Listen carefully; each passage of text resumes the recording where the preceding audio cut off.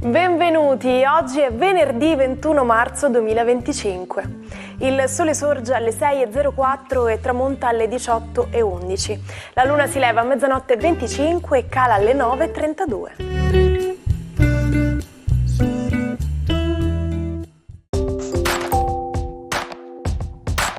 Oggi si celebra Santa Benedetta. Il nome Benedetta deriva dal latino, dal verbo benedicere, forma antica del verbo benedire, che significa dire o augurare bene. Oggi vi parliamo di ben 4 giornate mondiali.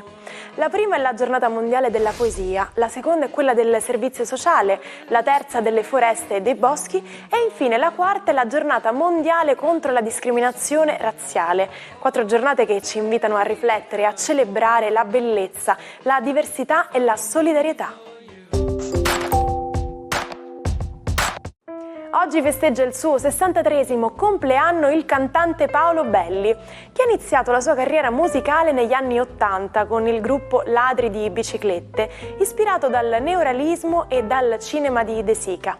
Dopo aver partecipato al Festival di Sanremo nel 1989, senza fortuna, ha firmato poi il successo dell'estate del 1990 con Sotto questo sole, in coppia con Francesco Baccini.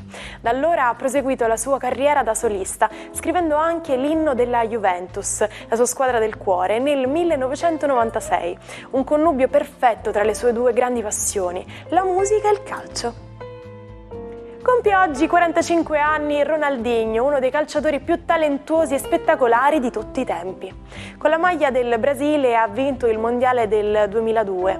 Il suo periodo migliore è stato al Barcellona, dove ha vinto 2 volte il Pallone d'Oro, eguagliando il record del suo connazionale Ronaldo. Ha chiuso la sua carriera tra Italia, dove ha giocato nel Milan, e Brasile, dove si è ritirato nel 2018. Tanti auguri a Tullio Solenghi, che oggi spegne 77 candeline. Attore e comico di grande talento, è noto soprattutto per aver fatto parte del trio insieme a Massimo Lopez e Anna Marchesini. Il loro esordio è stato in radio nel 1982, con sketch memorabili come quello della sessuologa interpretata dalla Marchesini. Una delle loro performance più famose e controverse è stata quella dell'Ayatollah, che Tullio Solenghi ha imitato nel 1986 durante una puntata di Fantastico 7. Il numero provocò un incidente diplomatico tra Iran e Italia, ma rimase nella storia della televisione italiana. Un trionfo italiano agli Oscar del 1999.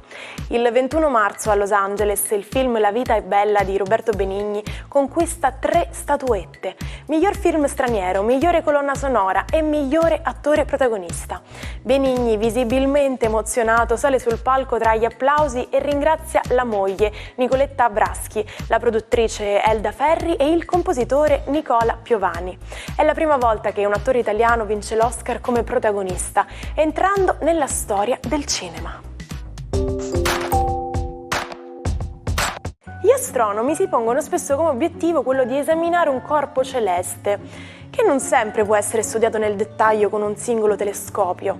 Per questo motivo vengono spesso disposte schiere di telescopi che osservano un singolo oggetto nello stesso momento, aumentando enormemente la risoluzione e la possibilità di studio delle varie caratteristiche della stella o in generale del corpo studiato. Successivamente un dispositivo digitale elaborerà i segnali, compensando il ritardo presente tra i vari telescopi. Buongiorno ai 12. Oggi una luna in Sagittario si oppone proprio a Giove, il pianeta del Sagittario, espandendo voglie e desideri, mentre invece la bella Venere si trova sempre più confusa tra le braccia di Nettuno, ma non è forse nel mare dei sentimenti che dolce naufragrar? Chiediamola allo zodiaco. Ariete, è proprio in Ariete che Venere si confonde un po' e che forse si sente un po' perduta, ma è finalmente entrata il sole, quindi non temete nulla. La chiarezza tra poco dipanerà i dubbi e di questa vostra dinamica amatoria. Toro, la giornata di oggi è una giornata un po' pensierosa, come se qualche dubbio in amore o qualche incomprensione vi facesse pensare che non potete contare sul partner o sulla solidità dei vostri sentimenti. Niente paura, arriverà qualcosa a chiarirvi in giornata che forse non è così, un gesto dal partner o una rassicurazione tramite qualche messaggio. Gemelli, la giornata di oggi prevede l'opposizione della Luna a Giove che ospitate nei vostri gradi. Questa Luna tende un po' a espandere i vostri desideri. È vero che è iniziato un periodo assolutamente gasante e pieno di tanti stimoli e novità, ma quella Luna rischia di voler farvi inseguire un po' troppe direzioni. Cercate quindi di essere selettivi e giocate di sintesi, una qualità che non vi fa certo difetto. Cancro, giornata oggi che vede Marte essere in splendidi rapporti con Saturno e con Urano, quindi una forza di decisione, una razionalità nell'agire decisamente importante. La vostra Luna oggi sta dibattendo con Giove e rivela che i vostri desideri sono ben altri, ma per adesso dovete concentrarvi su tutt'altro. Leone, la giornata di oggi prevede uno splendido trigono della Luna che con Giove espande i vostri desideri ed è decisamente proprio sulla base di questo che volete tentare di sfruttare un'occasione di cambiamento e di rimpasto in ambito lavorativo per mettervi un po' più in evidenza o finalmente per rivendicare i vostri diritti.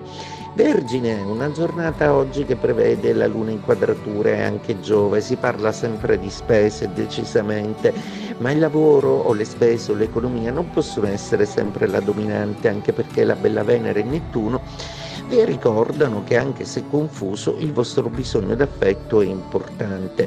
Cercate quindi di equipaggiarvi bene, se lo ritenete il caso pure spostatevi un po' sul lontano, fate qualche viaggio o carezzate l'idea di spostare anche il vostro lavoro all'estero. Bilancia, giornata oggi decisamente molto interessante proprio perché la Luna è in terza casa e seppure con Giove rischia di essere un pochino esagerata, di farvi sproloquiare. Non è da voi, visto che avete un carattere molto compassato, però forse certe cose non possono essere più taciute e gli errori degli altri, da cui sono dipese anche qualche piccole vostre defiance, dovranno essere affrontati e discussi, non possono più essere rimandati. Scorpione, giornata oggi che prevede una certa avidità da parte vostra di sentimenti, di denaro, di incassi, di giusto, insomma, compenso per tutto quello che ritenete